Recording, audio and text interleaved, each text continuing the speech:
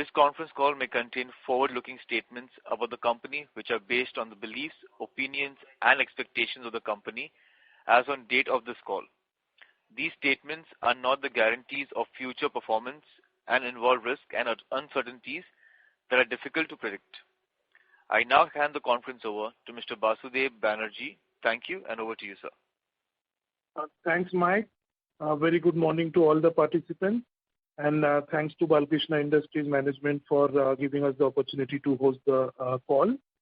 We have with us Mr. Rajiv Poddar, Joint Managing Director of Balkrishna Industries and Senior Management of the company. Over to you, Mr. Poddar, for your initial comments, sir. Thank you, Basudev. So good morning, everyone, and thank you for joining us today. Hope all of you, along with your near and dear ones, are safe and healthy. Along with me, I have Mr. Bajaj, President Commercial and CFO, and also SGA, our Investor Relation Advisors. Let me begin with performance updates. The geopolitical situation has aggravated supply chain problems. This has increased both the prices and availability of raw materials. Similarly, logistics and freight costs have continued to remain at elevated levels. End-user markets continue to remain strong in spite of inflationary trends. The off-highway tire industry continues to see higher offtake on account of healthy demand across mining and agricultural markets, and the BKT brand continues to gain market share. Let me now talk about our CapEx plan. During the quarter, we commissioned the 50,000 metric ton per annum brownfield tire plant at Bhuj. We expect complete ramp up in production to be achieved in second half of financial year 23. Carbon black, the project is on track. We expect the commissioning of the 55,000 metric ton per annum carbon black project along with the power plant in the next 2-3 months. The advanced carbon black project of 30,000 metric ton per annum will be commissioned in second half of financial year 23. In November 21, the board had decided capex at the old Waluj plant at a cost of 350 crore. For simplicity, we will term the old plant as Waluj 1. However, the board of directors have now decided to keep this capex investment on hold and continue the operations of the plant in order to have unhindered production and cater to the strong demand and quicker production schedule demanded by end customer.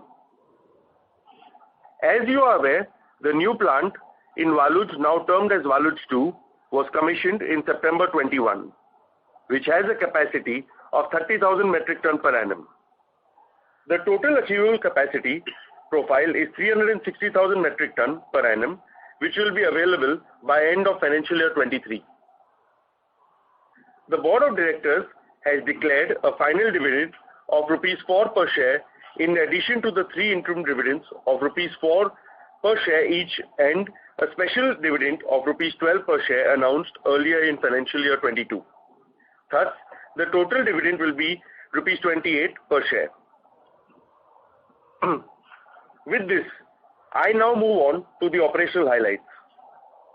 Our sales volume for the quarter was 77,119 metric ton, a growth of 13% year on year. For financial year 22, sales volume stood at 288,795 metric ton, registering a growth of 27% year on year. Our standalone revenue for the quarter stood at 2432 crores, which includes realized gain on foreign exchange pertaining to 58 crores.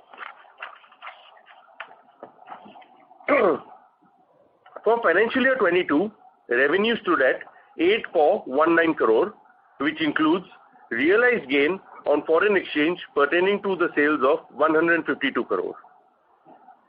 For financial year 22, 54% of sales came from Europe, 18% from India, 17% from Americas, and the balance from rest of the world. In terms of channel contribution, 69% was contributed from the replacement segment in financial year 22, while OEM contributed to 28%, with the balance coming from offtake. In terms of category, agricultural segment contributed 66% in the financial year 22, while OTR, industrial and construction contributed to 31%, and the balance came from other segments. The standalone EBITDA for the quarter was at 576 crores with a margin of 23.7%. The EBITDA for the quarter was impacted by higher logistic costs, which has moved up almost 400 basis points quarter-on-quarter basis. In addition to this, we also saw higher power costs. For financial year, EBITDA stood at 2182 crores with a margin of 25.9%. Other income for the quarter stood at 52 crore, while unrealized loss stood at 21 crore. For financial year 22, other income stood at 185 crore, while unrealized gain stood at 39 crore. Coming to the net forex item, for the quarter, we had a net forex gain of rupees 56 crore, which includes realized gain of 77 crore and unrealized loss of 21 crore. For the financial year 22, we had a net forex gain of 246 crore, which includes realized gain of 207 crore and unrealized gain of 39 crore. Profit after tax stood for the quarter was recorded at 374 crores, while for the financial year 22, profit after tax stood at 1411 crores. The financial year 22 profit after tax was impacted by the crystallization of contingent liability to the tune of rupees 65.4 crores, post completion of certain tax assessment which was charged in the Q1 and Q2 of the financial year. Our gross debt stood at 2443 crores at the end of 31st March 22, of which about 1942 crore is relating to working capital debt. Our cash and cash equivalent were at 1932 crores. For financial year 22, we incurred a total capex of 1023 crores on new capex programs of the allocated 1900 crore project. For Q4 financial year 22, the euro hedge rate was at rupees 86.5. Forward hedge rate currently stands at around 85 levels.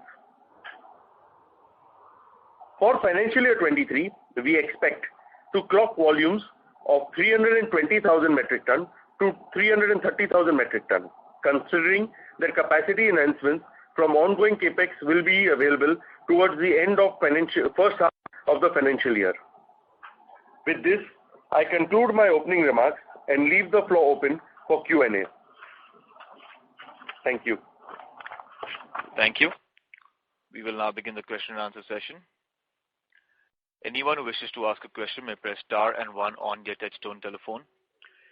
If you wish to remove yourself from the question queue, you may press star and two.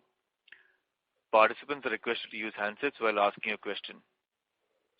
Ladies and gentlemen, we'll wait for a moment while the question queue assembles. Participants are requested to please restrict your questions to 2 per participant. Participants are requested to please restrict your questions to 2 per participant. We have the first question from the line of Ashutosh Tiwari from Equirus Securities. Please go ahead. Yeah, hi sir, congrats on good numbers. Firstly, you mentioned the hedge rate was how much for the quarter, the realized rate? 86.5. 86.5 and 85 will go to subsequently. Yes. Secondly, on this Walis plant, we had mentioned earlier that this plant can't be used. So is it like the plant machine is still usable, or we will incur that capex later on? So at the moment it is usable, and since there is a strong demand, we are continuing to use it, and we will decide once at a later date about how to go about the planned investment. So in that case, what is the capex number for 23 and 24 is getting provided? Roughly 900 crores. Okay, 900 crores capex. Yeah, the 1900 is the total project. I think we have done roughly just over 1,000. So the balance will come. It's roughly 900 crore for next year. And lastly, if I may ask, any color on, like, demand is strong, any color on the inventory, the distribution channels and all? Is that normal where it stands today? Yeah, it is normal as per what it was standing. It's normal. Around 3 months or so? Yes, yes. Okay. Thank you, sir. Thank you. We have the next question from the line of Siddhartha Bera from Nomura. Please go ahead. Yes, sir. Thanks for the opportunity. Sir, my first question is on the freight cost. So even if I look at quarter on quarter on a per ton basis, it is jumped sharply by about 50%. And if you look at the freight indexes and all, it has not jumped that sharply. So, I mean, is it also a factor of availability, and why is it jumped so sharply? And if you can just highlight about the outlook, should we expect these type of per ton levels to continue, or do you expect that there is some dip in the current quarter? So basically, we had some old contracts which were running in the earlier part of the year. That's why you didn't see the impact so sharply earlier. They came and we have to renegotiate the contracts which are negotiated at the current rates, which led to this kind of impact. So that is where the full cost is now, the full picture is now captured into the costing because the new contracts have come in place. And same is likely to continue for some more period. Current rates are likely to stay. We don't foresee any immediate relief in the freight. Acha, got it. And second is, sir, on the demand side now, if you look at the capacity, we will already be touching close to the peak capacity in the second half on a quarterly run rate basis. So what is the plan for next year? Given the current capacity, I think the next year growth will be at probably low single digits at full capacity. So any plans on the capacity side, how you are looking to expand from here on going ahead? So we've put the team is on the drawing board. The whole team is working on the drawing board. As soon as we have something more specific, we will come to the board, and once the board approves, we will announce it. But we are on the drawing board phase for future expansion. But generally, by the time you plan it, how long will it take for the capacity to come on stream? Between 18 to 24 months. 18 to 24 months. Okay. The last question is on the working capital side. We have seen a very sharp jump this year, specifically on the inventory and all. So next year, how do you expect this? Should we expect a similar level of working capital, or you believe that it may come down? No, basically working capital will remain at these levels. See, there are three reasons which have contributed to that. One is the overall turnover of the company has grown. Number two, the lead times have grown because of the higher shipping periods and availability, so that realization of the money is going to take that period. And thirdly, the raw material cost has also gone up, which is leading to higher purchase price. So all the three combinations coming together has had an impact on the working capital, which we do not see a major relief on that. So we expect it to be at these levels. Okay, got it. I'll come back in that case. Thank you. Thank you. We have the next question from the line of Jinesh Gandhi from Motilal Oswal Financial Services. Please go ahead. Hi, sir. Can you talk about the price increases taken fourth quarter and in 1Q so far? So fourth quarter we had taken a price increase towards the end of February, beginning of March, and that was to the tune of 2 to 3%, and we are planning to take another price increase in June to the extent of 3 to 4%. Okay. So in that context, what has led to the 7% QOQ increase in blended realization in fourth quarter? So basically, whatever price increase we had taken in Q3, the full impact of that has come in Q4. Okay. And what was the carbon black sales for fourth quarter and FY22, the external sales? So overall, less than 3%. for both fourth quarter and full year? Yes. Okay. And lastly, with respect to the underlying demand environment, in case of this tightening of interest rates and money supply plays out and the commodity prices cool off, do you expect demand also to moderate from where we are for our product, or in the past we haven't seen much correlation? At this stage, we see a good demand, and what we are what we are hearing is that it should remain strong for the near future. So we would like to maintain that. Okay, thanks. I'll fall back in queue. Thank you. Thank you. We have the next question from the line of Ronak Sarda from Systematics. Please go ahead. Yeah, hi. Thanks for the opportunity. Sir, firstly on the some of the financial numbers, if you can highlight what was the quarter four cost of key raw materials, natural rubber, synthetic rubber, and the others.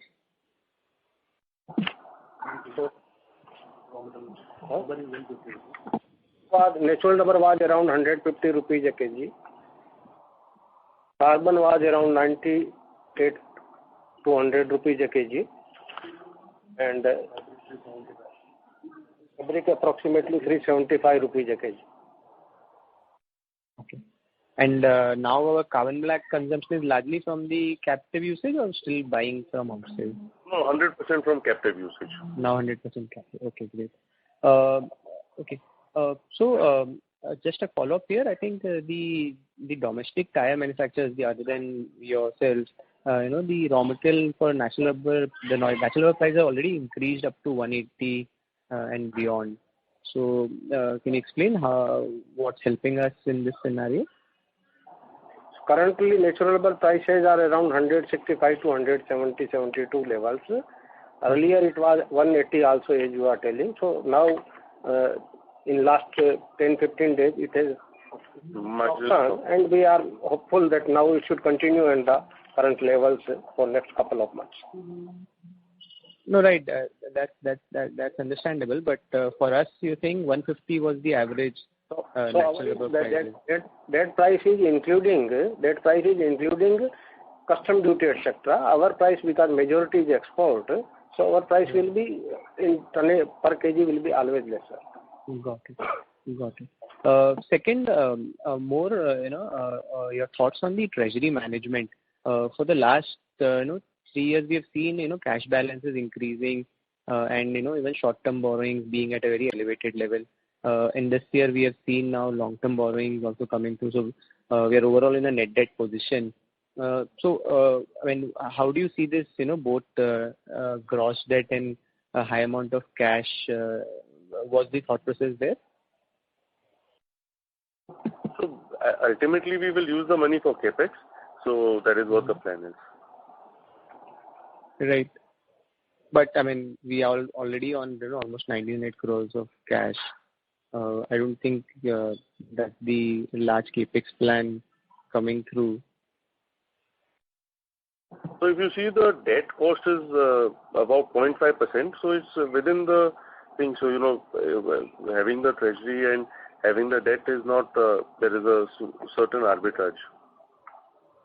There is that difference so between. That debt cost continues to remain at such a low level right now? Yes. Okay, sure. And finally, follow up on the inventory side. We understand the increase in the cost, but if we calculate on number of days, it has gone beyond 75 days in the current year, which has largely been below in that 50 days range. So what would explain that, given we are short on capacity, or is this there's a one-off item here in this? No. Basically, if you see, the availability of raw materials has an impact, so you have to procure and keep. Secondly, availability on outward shipment is also an issue. So, that is also adding. So it's a combination of both these things which have added to these things. So as it cools off, as availability of containers eases out and all, you will see this drop back again to those levels. But till then, it will sustain at these levels. Okay. Got it. Okay. Thank you. Thank you. We have the next question from the line of Ankit Anodia from Smart Sync Services. Please go ahead. Thank you for taking my question. My first question is regarding the difference in, as in if you compare the FY21 numbers and FY22 numbers. So in volume terms, what we see is that earlier our share from India market was around 22, 23, which has come down to 17%. And correspondingly, we have seen a rise in the share of Europe. So is it a mix of Europe doing well and in India you are seeing demand, or what is the scenario? Can you just throw some light? So there were two issues which have impacted this. One, there was a very strong demand from Europe. So we have, in the export market. And secondly, in the first half of this, there was also COVID impact in India with certain shutdowns and other issues which have impacted. So there is no other, nothing else which has impacted this.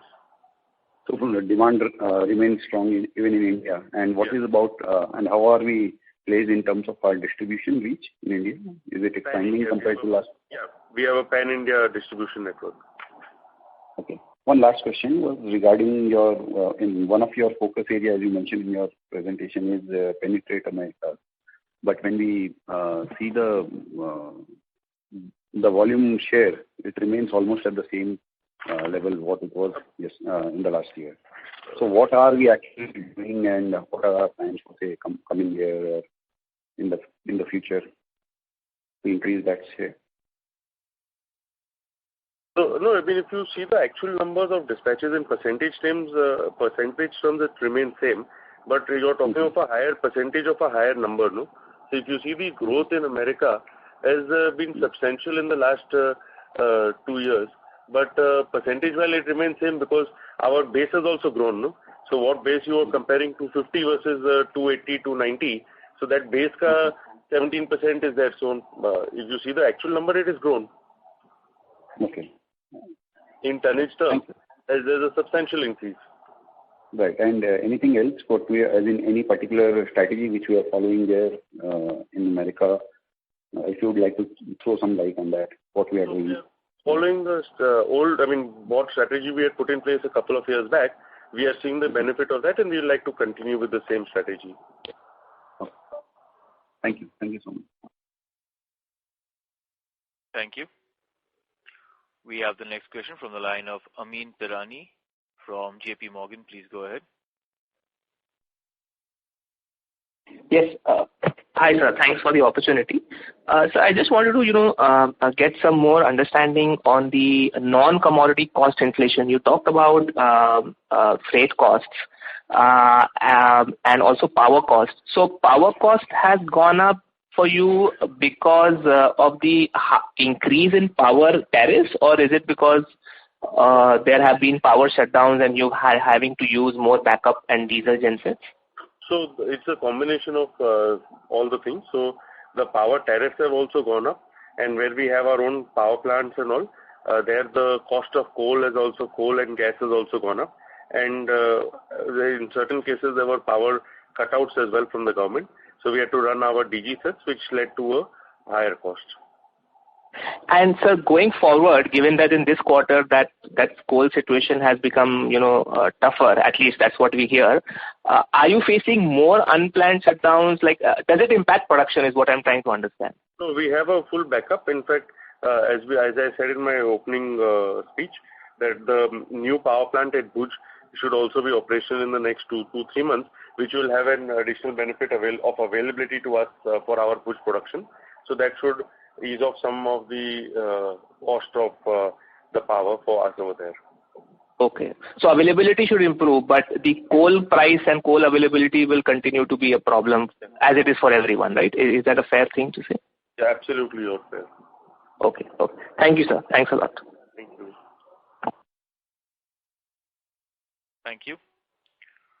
We have the next question from the line of Abhishek Jain from Dolat Capital. Please go ahead. Thanks for the opportunity, sir.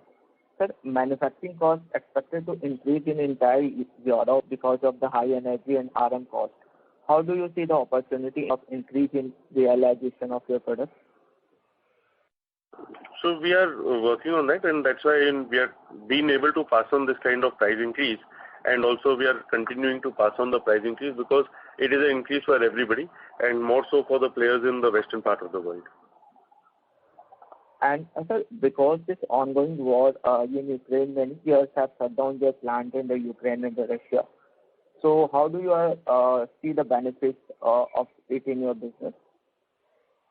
So I think that benefit was, the demand for BKT branded product was anyway strong, so and continuing to grow. So that was continuing without the thing also. So I don't think there is any impact in that sense on the demand per se because of the war. But overall the demand has been strong anyway. So it's not because of the war that this is created. So with even post the war, we see the demand to remain strong. I'm talking about the benefit in the realization because we have seen a sharp increase in the realization. So most probably it is because of the passing freight cost, but also we have taken the price hike in this quarter. Yes, because we have been able to pass it on to the end user. We have been passing it on. Ladies and gentlemen, we have the line for the management dropped in the conference. Please stay connected. We will have the management reconnect.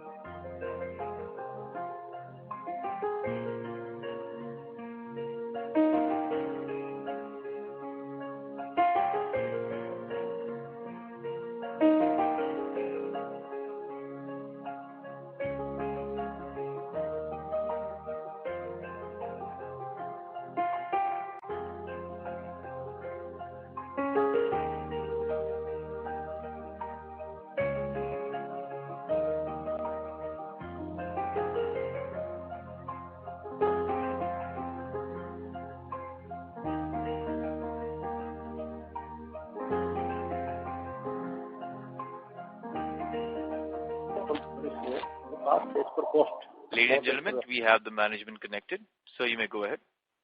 Yeah, sorry, the line got disconnected. Apologies for that. So yeah, as I was saying that the cost which has been passed on is the realization is increased because we are passing on the impact of the cost, and that is always been the case. It's not a matter of demand or supply. Okay, sir. So what is the gap between your price and the competitor price right now? 12 to 15% from tier 1. Okay, so there is a room for the increase the prices in the coming months. Sorry? So there is a room for the increase in the prices in the coming months for you. So gap should remain at these levels. So that will continue. Thank you, sir. That's all from my side. Thank you. We have the next question from the line of Vimal Gohil from Union AMC. Please go ahead. Yes, sir. Thank you for the opportunity. So just a long-term industry question and what the relevance to PKT is.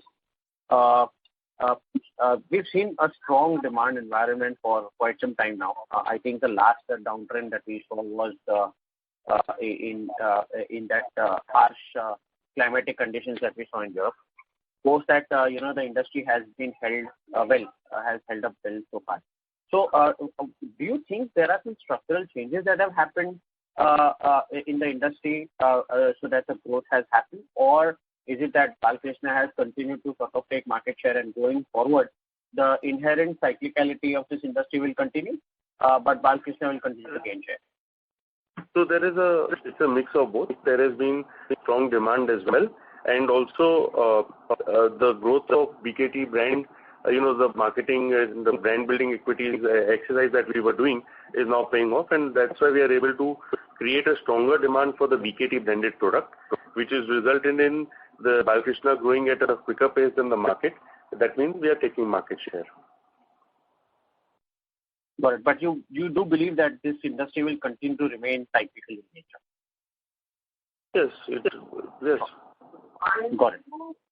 So secondly, on your margin outlook, the demand, given the fact that the costs have been volatile, do you have any? Do you want to comment on the margin outlook going forward in the context of the current cost environment?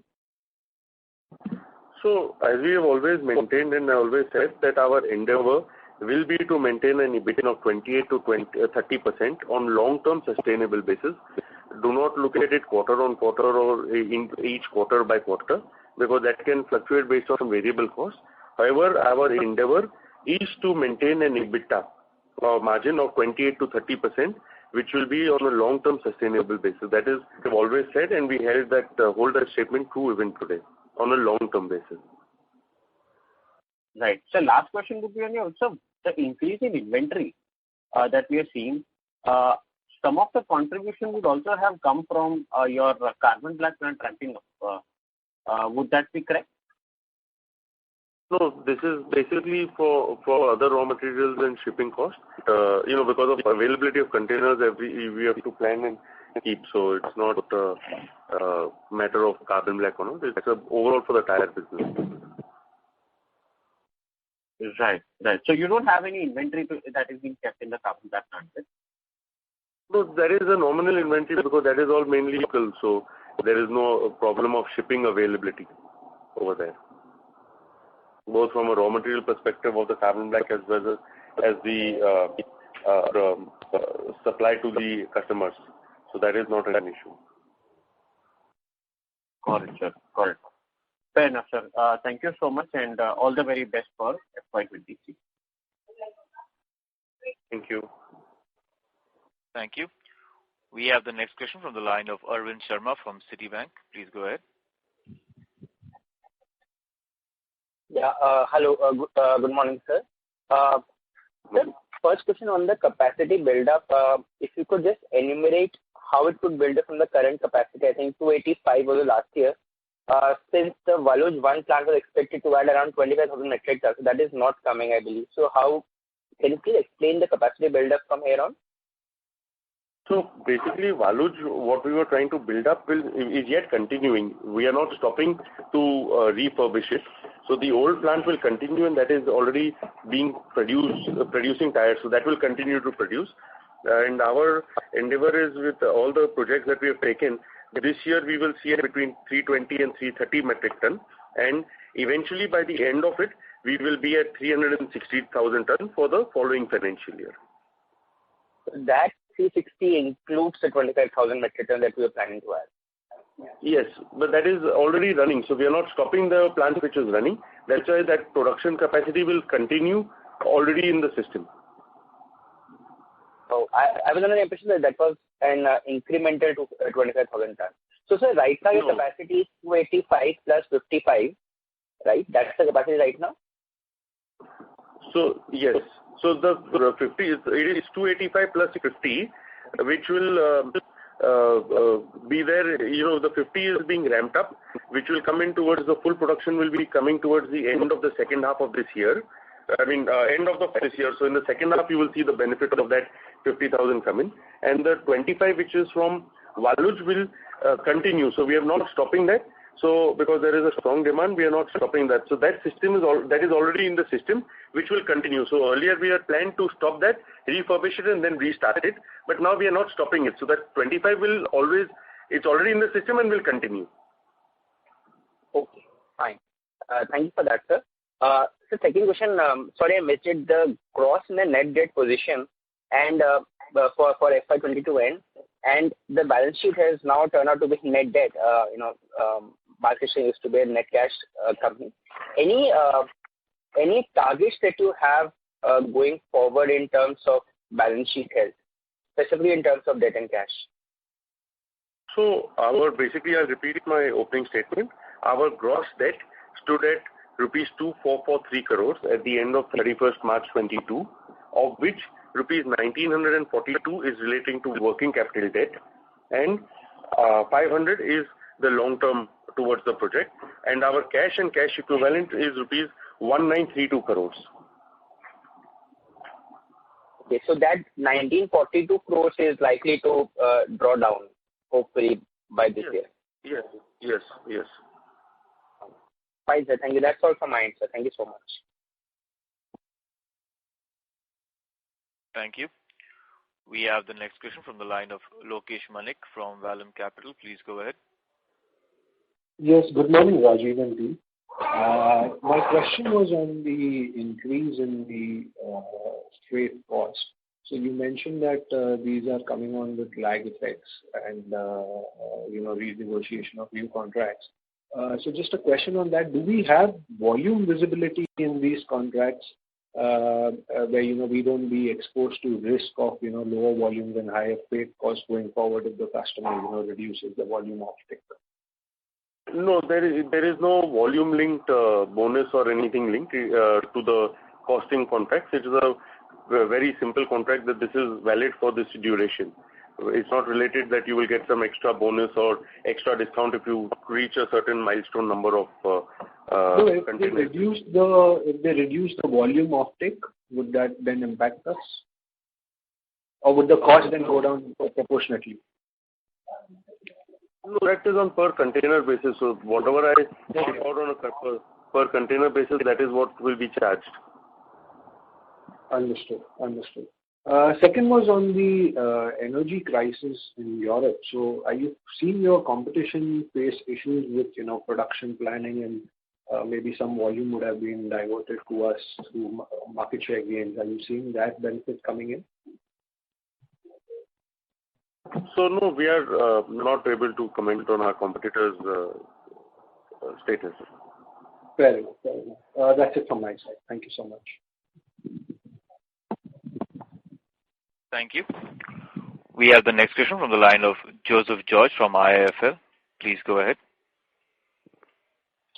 Thank you. I have two questions. One is on the hedges that you have for the euro for FY23. Could you tell us what percent of your FY23 expected euro revenues are hedged and at what rate? For full year, we expect average realization of 85. 85. And all of it is hedged at this point for FY23?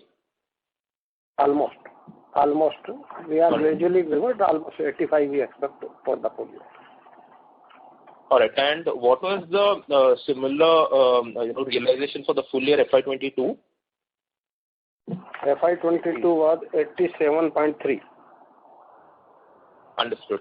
And sir, the second question that I had was in relation to your margin outlook. You mentioned that your long term is between, but when you look at year, 23, given inflation, higher operating expenses, etc., do you feel you will be able to? Sir, your voice is coming muffled. George, this is the operator here.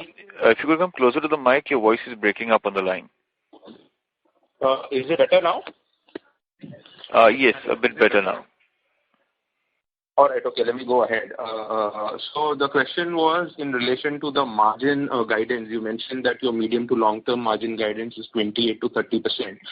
But when you look at FY23, given inflation, given higher operating expenses, etc., do you feel you'll be able to bucket yourself in that range, or will it be tough? So there is our endeavor to be in that range. We are working towards that. But because of the volatile conditions outside of the cost, volatile variable cost movement is so volatile at the moment. It's difficult to comment for short term. But long term, definitely our endeavor is to be there in that bracket.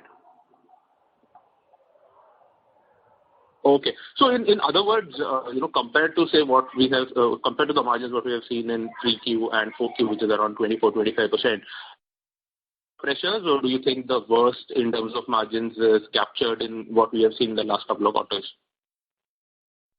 It's difficult to say now because there is so much of volatility on the variable cost. But as you can see, we have always been trying to pass on as much as we can, and we are working towards the next price increase already planned for June. So that is what is under our control, and we are trying to do that. So quite hopeful that we work towards our goal of 28 to 30%. Got it, sir. Thank you. Thank you. We have the next question from the line of Sonal Gupta from L&T Mutual Fund. Please go ahead. Yeah, hi. Good morning, and thanks for taking my question. So coming back to the logistics cost, right? So if I look at your Q3 commentary, you'd said that costs were higher than what we passed on, but it's coming down, and therefore we've not taken any further increases in Q4. And now you're saying that the freight cost has jumped by almost like 400 basis points QOQ. So just trying to understand, I mean, what changed, really speaking, right? So that was the visibility we had during the call, and after that, the contracts which were getting over, we were negotiating, and those didn't come in place. So that the cost went up after the call, and that's why we had to take a call of price increase. Just after the call, also we took a price increase in February, March, and now we are taking another one. So it was a reaction on the cost that went up. Right. And so what was the price increase in Feb, March or in Q4 that you've taken? 2 to 3%. 2 to 3%. And this is largely like a freight and surcharge sort of a thing, or this is like a overall price increase? Overall price increase. Okay. And so also on the power cost, like you mentioned, you have a new power plant coming up at Bhuj in 2 to 3 months. So could you just talk about, I mean, how much of the capacity will become, how much will be captively then sourced, and what sort of savings you will get? So Bhuj will be fully captive through our power plant. We'll be feeding it on our own. The other plants will be yet dependent on the grid. So that is how it will be working. And what is the size of this? How many megawatts is this? 20 megawatt. And this is renewable or thermal? So 20 megawatt is already there, and the new one will be additional 20 megawatt. Okay. And this is coal-based or what is this? Yes, coal-based. Okay. And just last question was on Russia. I mean, would you have a sense of what percentage of like the European agri-market production of tires comes from Russia? No, we don't have that number. Okay, sure. Thank you so much. Thank you. We have the next question from the line of Trilok from Diamond Asia. Please go ahead. Yeah, hi. Good afternoon, sir. I just wanted to obviously hear your thoughts, particularly with regards to the demand, because we know that acceleration is there across the countries, but this cycle has been a pretty longer compared to the last cycle. So have you sort of, seen any impact on demands across segments, or do you think there is enough, the pricing is, despite so much high prices, the demand continues to, grow and stable? That's point one. And probably you can answer this. I can go to the next one. So at the moment, we see the demand to continue to remain strong. We hope it continues, and we are quite confident that it will continue to remain strong. So far, what you're trying to say is all the prices that you're trying to pass on is completely absorbed, and there is no visibility of any kind of volumes moderating or stagnating. No. And when you alluded to the differential of sort of margin, the pricing between you and competitors between 12 to 15% even now, do you see that gap narrowing, or do you think it can go further because you guys are operating at a margins which is still much better than what the others are doing? So no, we'll continue to keep the gap of 12%. That will be 12 to 15%. We'll continue to keep that gap. Okay, and then this just to reconfirm, or the capacity that you are kind of expanded will start from October. Is that fair assumption to make? Towards the end of first half of of this calendar financial year, and it will slowly ramp up. and you will see the impact of it full impact coming towards the second half of the financial year. And how long typically it takes, for the full ramp up of the new capacity? 3 to 6 months. Understood. Okay. Thank you very much. Thank you.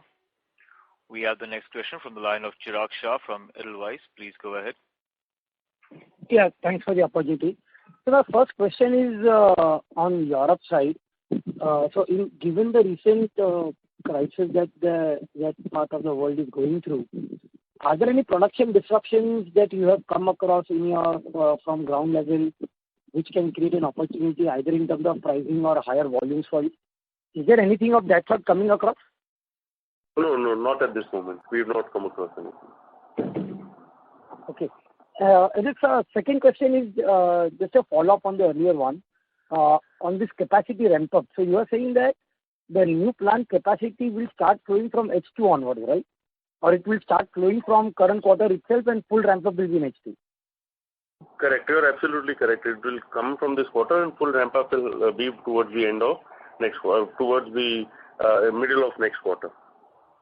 Okay. And so just a clarification, the price hike that you indicated, so is it possible to indicate over last 12 months, what is the kind of price hikes that you would have taken and also your peer set? So have you maintained that 10 to 15% lower pricing? I don't have the whole year's data in front of me at this stage.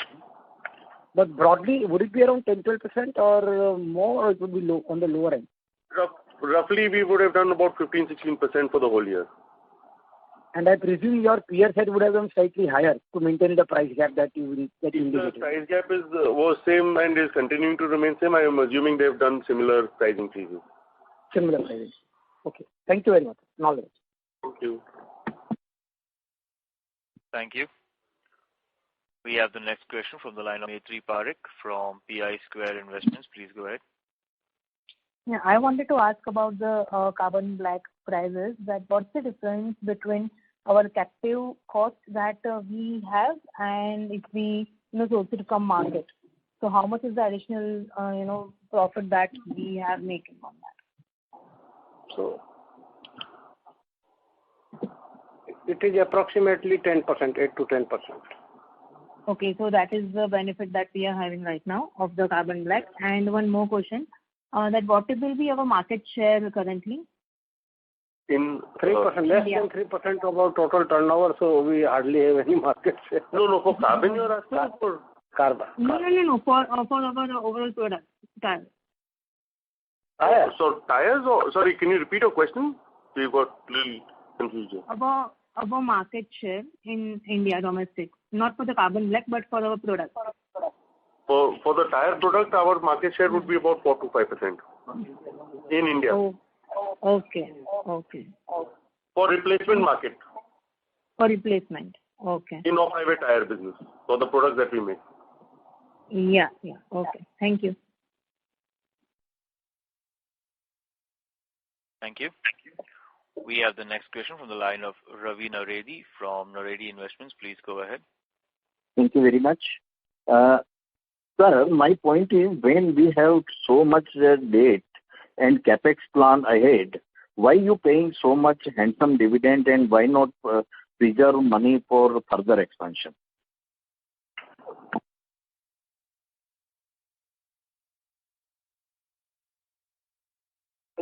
So I think that is, the prerogative of the board, and I think they'd taken a call to give this.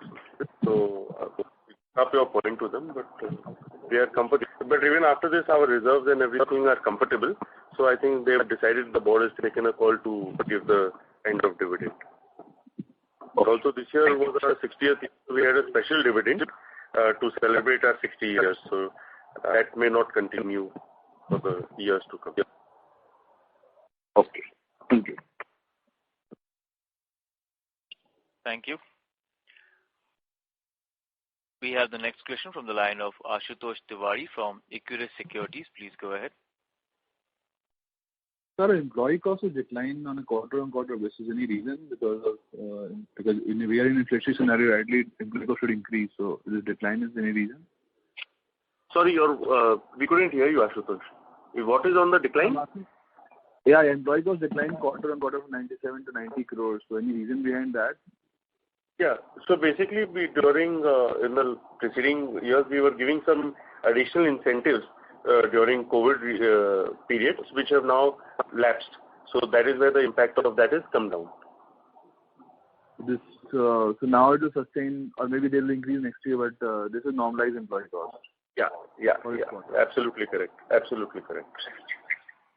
And sir, in obviously our short-term debt cost has been lower because of we denominated in euro and all. But with the rising yield, will there be increase over there in terms of debt cost percentage? Very marginal. Okay. And lastly, on this hedge rate, you mentioned 85 is the hedge rate, the forward hedge rate right now. But I assume that will be covering only 50% of our sales, like what we mentioned earlier. Or is it the full cover? 85 is the full cover right now. 85 we are expecting for the full year, because we have already covered it. So we've covered substantial amount at these levels. So the overall average would be at this level only. Okay, got it. Okay. Thank you, sir. That's all from my side. Thank you.